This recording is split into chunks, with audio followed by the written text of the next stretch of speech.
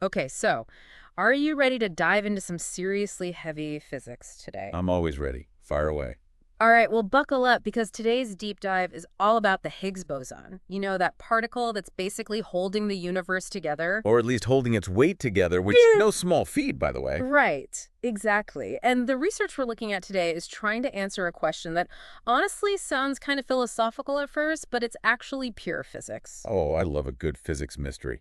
Hit me with it. All right, so get this. How much does the Higgs boson actually like itself? Ah, you're talking about self-coupling. Yes.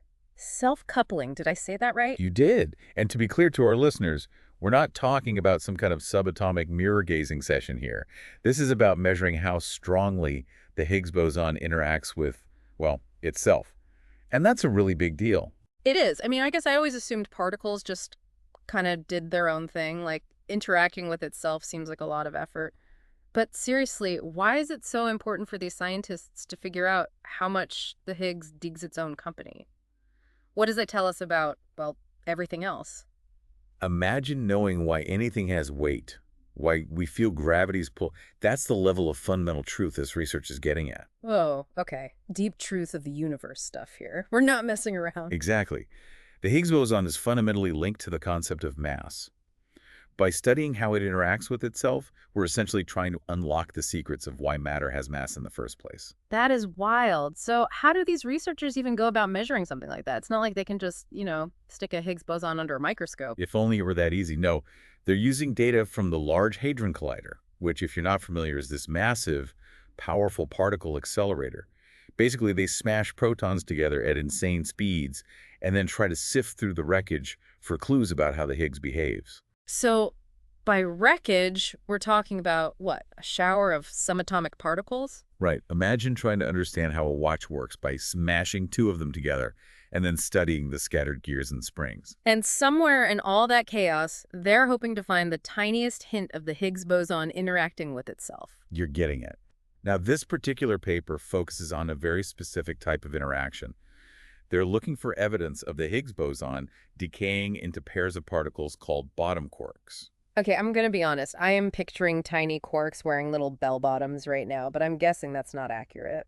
Not quite, though. I appreciate the visual.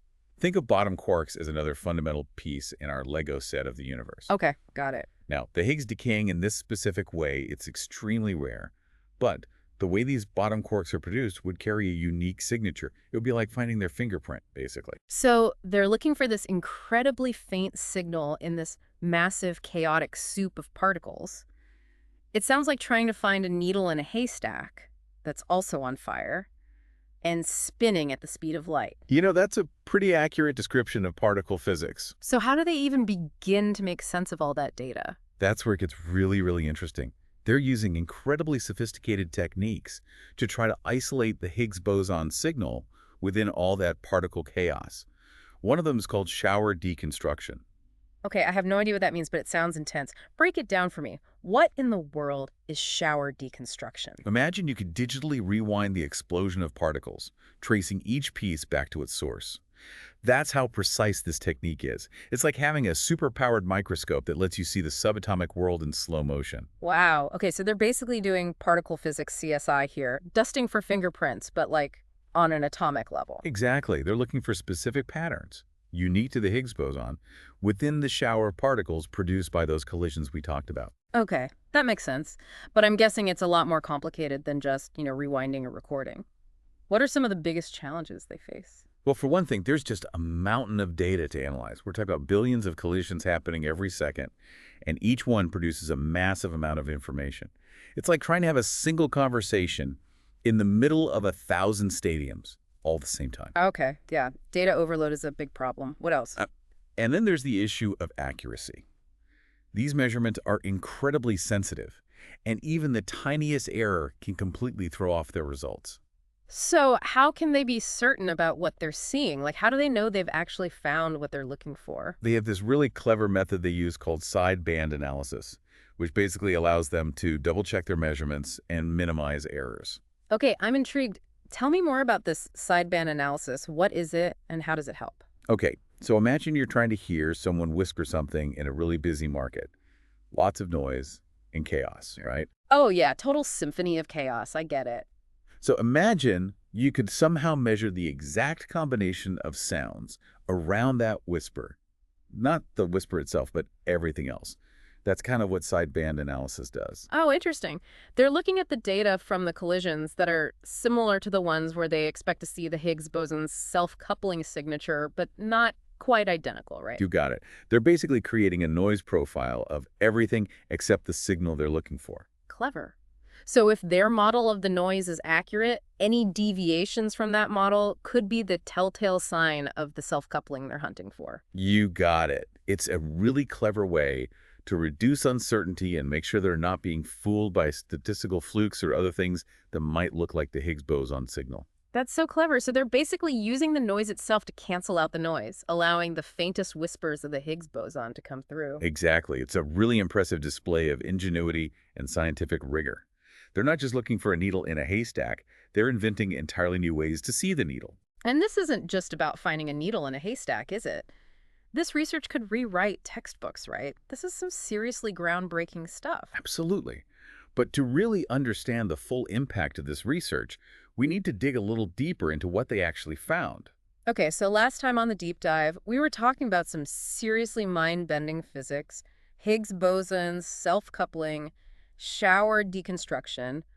My brain was doing backflips. Yeah, we were diving into the deep end of particle physics, weren't we? We were, and I feel like we were right on the edge of our seats trying to figure out if these researchers actually managed to measure this whole Higgs self-coupling thing. Where did we even leave off? Right. Well, we were talking about those incredibly complex techniques they're using.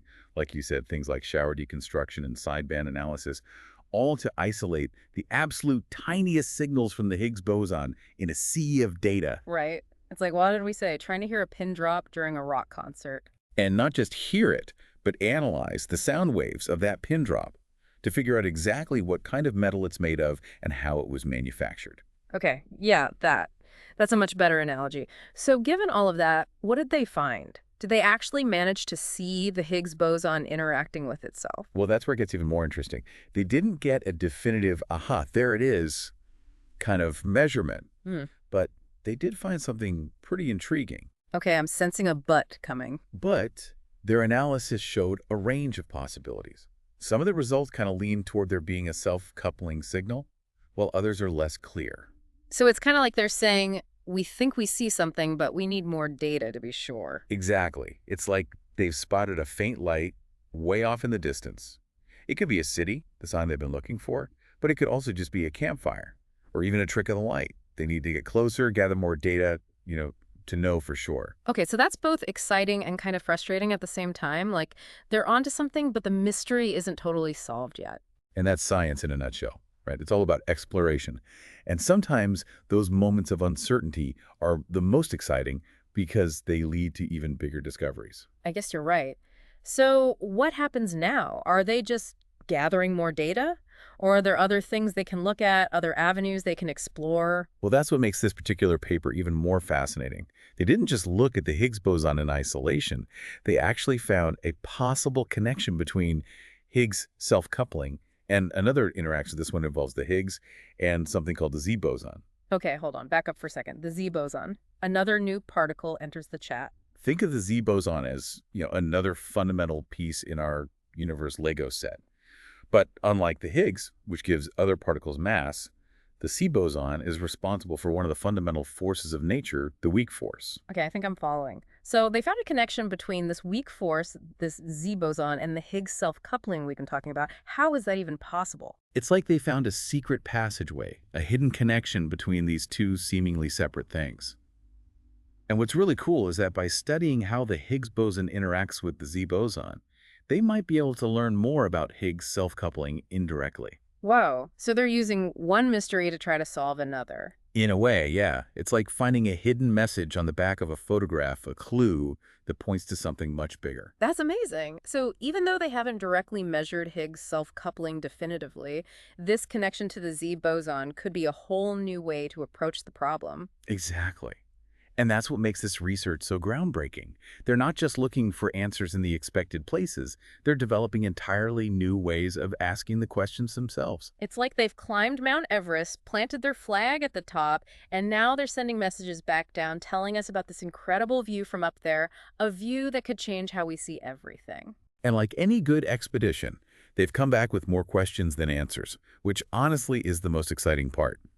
Each discovery is just a stepping stone to something even more profound and mysterious. I like that, a stepping stone. Speaking of stepping stones, though, I want to go back to those super complicated techniques they're using for a minute. We talked about shower deconstruction a bit in the last episode, but I'm really curious to understand more about how they actually make sense of all that messy data that comes out of those particle collisions. That's a great point, and it's actually crucial to understanding the significance of their findings. To really wrap our heads around it, I think we need to try to picture what's actually happening inside these massive particle colliders.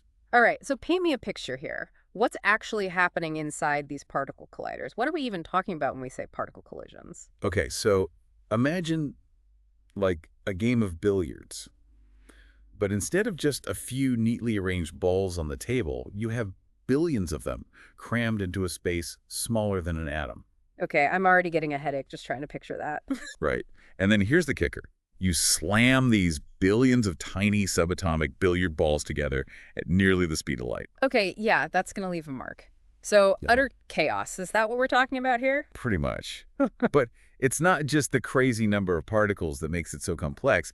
It's the fact that these particles, they don't exactly play by the same rules as those billiard balls. Yeah, the quantum world not exactly known for following the rules. Exactly. They're governed by quantum mechanics, which means things get really weird really fast. Right, because in the quantum world, things can be in two places at once. Cats can be both alive and dead. That Yeah. kind of weird. Exactly. That kind of weird. So you can imagine trying to analyze these collisions. It's not exactly a walk in the park. So how do they even begin to make sense of that mess? Well, that's where those mind-boggling techniques we keep talking about come in. Remember us mentioning jet substructure? Vaguely. Refresh my memory. Okay, so picture this. Instead of smashing tiny particles together, imagine you're at a fireworks show, right? Okay, much more relaxing visual. I like it. But here's the thing. Instead of just watching the pretty lights and colors, imagine you're trying to figure out the exact type and arrangement of explosives that were used to make each firework, just by analyzing the patterns of the light and the sound. That is oddly specific, but okay, I get it. It's about finding patterns within the chaos. Exactly. You're getting it. Now, in this analogy, each firework is what's called a jet, which is basically a narrow cone of particles that gets produced in the collision. So the jets are like the aftermath of those particle explosions we were talking about. And jet substructure is what they use to, analyze those explosions in detail. You got it. It's like having a super high-speed, super-powered camera that can zoom in on each and every one of those fireworks and analyze the trajectory of each spark, the energy, even the type of each tiny spark. Okay, so they're analyzing the spark structure of these particle explosions, and that's how they find the Higgs boson hiding in all that data. It has a unique kind of spark that these techniques can identify. Exactly. And remember how we talked about shower deconstruction too? That also comes into play here. Oh, right. The rewinding the explosion thing. How does that one work again? It's like they have a computer program that can take all those tiny sparks from the fireworks and basically like reconstruct the original structure of the firework itself before it exploded. It can even tell you what kind of explosive was used in the first place. Wow. So they're not just analyzing the explosion, they're working backward to understand what caused it in the first place. You got it. It's like some serious subatomic detective work. And the crazy part is, it's incredibly powerful. By using these techniques, these researchers can sift through those absolute mountains of data from the particle collisions and pick out events that honestly would have been completely lost in the noise otherwise. Events that could hold the answers to some of the biggest mysteries of the universe, right? I mean, even though we've been unpacking this all day, it's still kind of hard to wrap my head around it all. It's a lot to take in. It really is mind-boggling when you think about it. We're talking about pushing the absolute limits of human knowledge about the universe. So bring it home for us. Why does all of this matter? Imagine having a glimpse into the universe's source code, the fundamental laws that govern everything around us. That's what we're talking about here. Understanding the Higgs boson, this self-coupling, and these incredible techniques they're using, it's giving us a peek behind the curtain of reality. So we're not just talking about one particle anymore. We're talking about understanding the fundamental fabric of reality itself. Exactly. And who knows what we might find hidden within that fabric. New particles, new forces, maybe even clues about the very nature of space and time itself. The possibilities are pretty much endless at this point. It really makes you feel pretty small, doesn't it? Like, we're just starting to scratch the surface of what's out there. It really does. It's both humbling and incredibly exciting at the same time, would you say? Absolutely. Well, huge thanks to our expert for guiding us through this incredible deep dive. And listener, if your brain isn't already a puddle of awe and wonder, I highly, highly recommend checking out the source material for this one. It's really fascinating stuff. And who knows, maybe this deep dive will spark a lifelong passion for particle physics for you. You never know where curiosity might lead. Until next time, keep exploring, keep asking questions, and we'll see you on the next deep dive.